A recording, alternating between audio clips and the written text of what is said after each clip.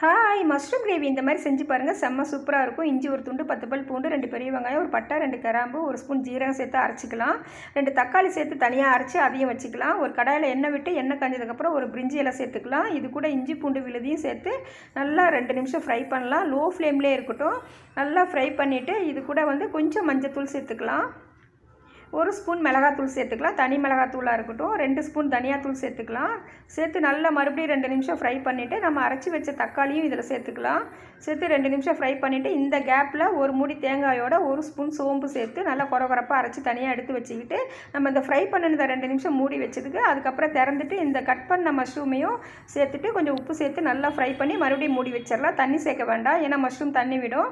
2 நிமிஷம் கழித்து இந்த அரைச்சி வச்ச தேங்காயை ஊற்றிட்டு மறுபடியும் நம்ம தண்ணி சேர்க்கக்கூடாது. 2 நிமிஷம் கொதிக்க வச்சா போதும். தேங்காய் சேர்த்ததுக்கப்புறம் இப்போ கஸ்தூரி மேத்தியை அப்படியே தூவி விட்டு தனியா தலையும் அப்படியே தூவி விட்டிங்கன்னா சூப்பராக இருக்கும். பிடிச்சிருந்தா